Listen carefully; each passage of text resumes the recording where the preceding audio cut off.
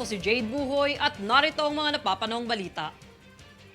Matapos ang public health emergency bunsod ng pandemya sa COVID-19, hinimok ng Department of Labor and Employment o DOLE ang mga employer sa pribadong sektor at lakas paggawa na emyendahan ang mga patakaran sa kalusugan at kaligtasan o safety protocols.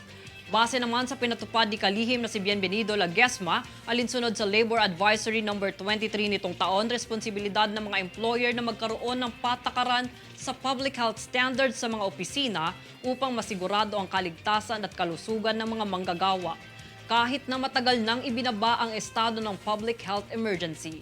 Bahagi rin sa abiso na kinakailangan magbigay ng regular na health assistance, medical surveillance at referral mechanism sa mga malapit na ospital o health center sa bawat opisina.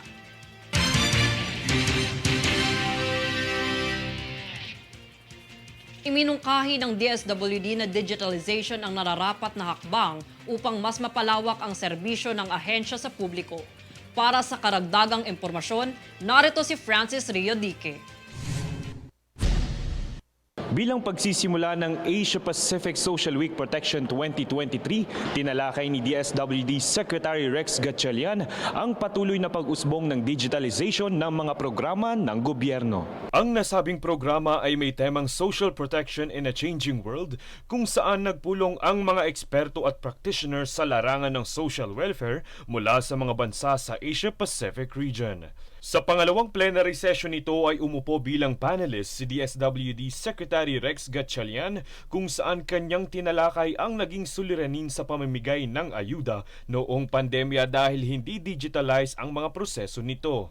You were literally setting up payout centers in various points in the country, asking droves of people to come in, and sometimes you would really violate the social distance protocols. Ang mga insidenteng ito ay ginawang basihan ng DSWD upang mas palawakin ang serbisyo nito sa pamamagitan ng paggamit ng digital platform. So we want to expand that. We want to make sure that every single social protection, financial assistance program there is in the department should be in a digital format. Everybody should go online rather than fall in line. Kaakibat nito ay ang isa sa mga hamon na natalakay dito ay ang antas ng digital literacy ng mga mamamayan. Ngunit ayon kay Gatchalian, huwag dapat maliitin ang mga benepisyaryo. The challenge of making people adapt is the opposite. They've already adapted and it's government that's trying to catch up. Nilinaw ni Gatchalian na ang talagang hamon sa ahensya ay ang pagsasaayos ng sistema at proseso, pati na rin ang pagpapakilala sa panibagong digital platforms sa publiko. Baka yung mga e-wallets we can also explore, lalong-lalo na mas mabilis pa yun at mas mura sa administrative cost. Binigyang linaw din niya na ang patuloy na pagpapaabot ng serbisyo sa publiko ay hindi lamang temporaryo dahil investment umano ito para sa kinabukasan at maibsan ang intergenerational poverty cycle sa bansa. Francis Rio Dique, nag-uulat para sa One Media Network.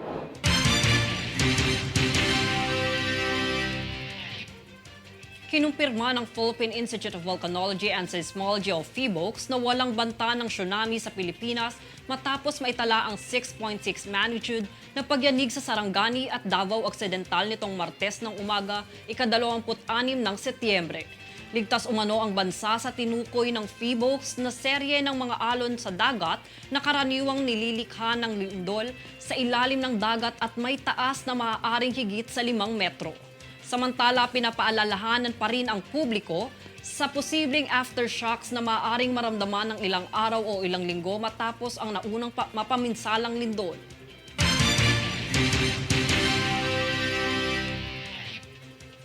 Kami ang boses ng pagbabago. Ako si Jade Buhoy at ito ang News Force. Sa ulo ng mga balita, Pilipinas ligtas sa banta ng tsunami matapos ang 6.6 magnitude na lindol sa Davao Occidental. Intelligent Fund mula 2006 binunyag ng PCG. Senador Raffy Tulfo na nawagan sa mga ahensya na gumawa ng intensibong kampanya laban sa online scams. Kongreso kwinestyon ang mga anomalya sa confidential funds ng OVP. Pilipinas patuloy na umaarangkada sa Asia 2023. Mga larawan ni Sandara Park kasama ang SB19 kinagiliwan ng fans. Patas at pantay na balita, komprehensibong ulat para sa pulso ng masa. Ito ang News Force.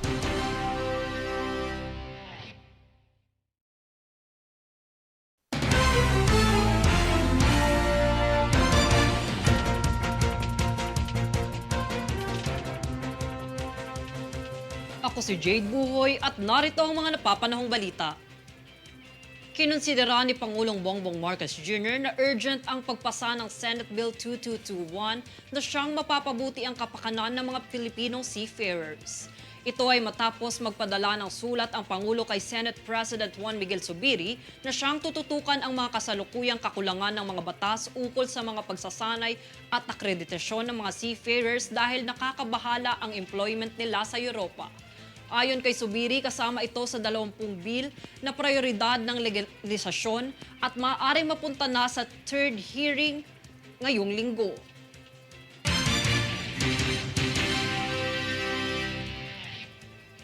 Ang PhilHealth ay naghahanda ng ibalik ang ilang online services kasunod ng pagsasara ng lahat ng kanilang mga sistema bilang tugon sa isang cybersecurity attack. Narito si Daniza Lopez para sa balita.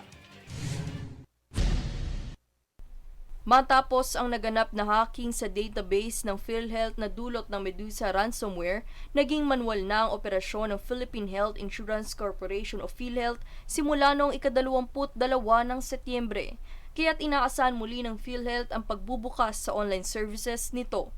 Ayon kay PhilHealth Senior Vice President ng Health Finance Policy, Dr. Israel Francis Pargas, asahan ang muling pagbabalik ng ilang bahagi sa online services upang maibalik na rin sa normal ang operasyon. Siniguro rin ni Dr. Pargas na walang naganap na pagkalat sa personal at medikal na impormasyon ng mga miyembro ng PhilHealth.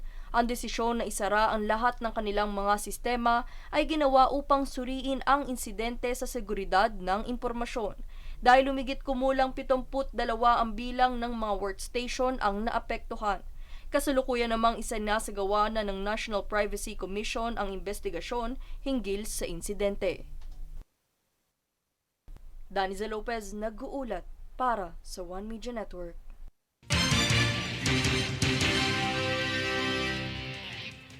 Muli na namang isasagawa ang libreng Pasig River Educational Tour sa ika-30 ng Setyembre upang maipakita sa publiko ang kayamanang taglay nito at ipagbigay alam ang kahalagahan na may bibigay nito sa mga Pilipino. Ang slot sa nasabing tour ay hanggang 50 katao lamang kung saan kinakailangan lamang sagutan ang fill-out forms. Matatanda ang ginagawa ng Pasig River Coordination and Management Office ang unang tour noong ika-23 ng Setyembre.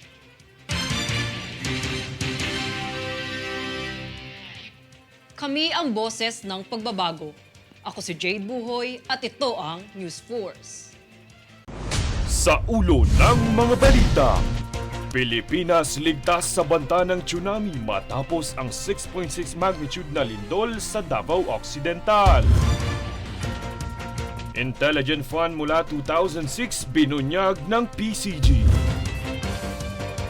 Senador Raffy Tulfo na nawagan sa mga ahensya na gumawa ng intensibong kampanya laban sa online scams. Kongreso kwinestyon ng mga anomalya sa confidential funds ng OVP. Pilipinas patuloy na umaarangkada sa Asian 2023. Mga larawan ni Sandara Park kasama ang SB19 kinagiliwan ng fans. Patas at pantay na balita, komprehensibong ulat para sa pulso ng masa. Ito ang News Force.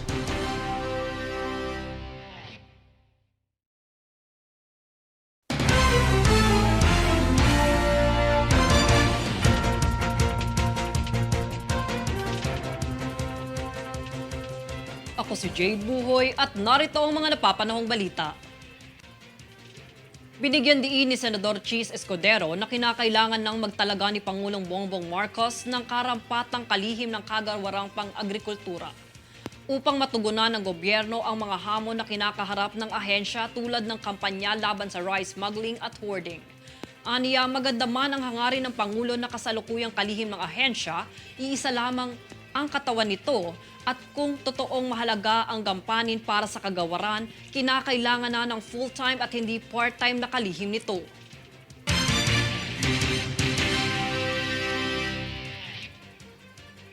Sa paglaganap ng online scams kung saan biktima ang mga OFWs, hinikayat ni Senador Raffy Tulfo ang mga ahensya ng gobyerno na gumawa ng hakban laban dito.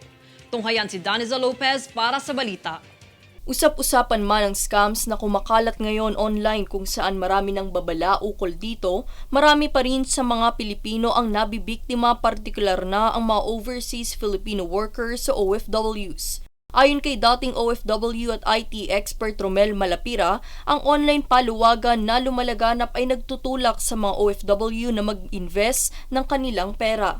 Paliwanag ni Malapira, may pagkakataon na ang lahat ng kasapi ay hindi makakasweldo kung hindi makakapagbayad ang isang miyembro nito. Dagdag pa niya, karamihan sa mga kaanib nito ay ang mga kamag-anak o kaibigan din, kaya't kahit na magbayad ay wala pa ring makukuhang pera. Ang online paluwagan ay kapareho rin sa tradisyonal na paluwagan ng mga Pilipino kung saan ang kadalasang plataporma nito ay ang Facebook. Kaya't hinikayat ni Senador Raffy Tulfo ang pangangailangan na magkaroon ng malawakang kampanya ang mga ahensya ng gobyerno laban sa mga online scammer na nanlilinlang sa mga manggagawang Pilipino. Dahil dito, isinumite ni Tulfo na siyang namumuno sa Senate Committee on Migrant Workers ang panukalang batas na magbibigay financial literacy sa mga OFWs sa paraan ng pagsasanay.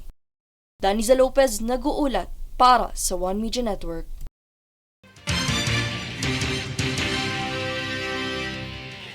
Inilahad ni Philippine Coast Guard o PCG spokesperson for the West Philippine Sea, CG Commodore J. Tarriela, ang updated at kumpletong impormasyon tungkol sa PCG Intelligence Fund mula noong 2006. Ang kabuuang halaga ng confidential at intelligence funds na natanggap ng PCG sa nakalipas na 17 taon ay umabot sa 118.7 million pesos, hindi 117 million pesos gaya ng naunang nabanggit. Pinahayag ni CG Commodore Tarriela na ang katapatan ay kinakailangan upang masigurado na ang confidential at intelligence funds ay nagagamit sa wastong paraan ligid man sa kaalaman ng publiko.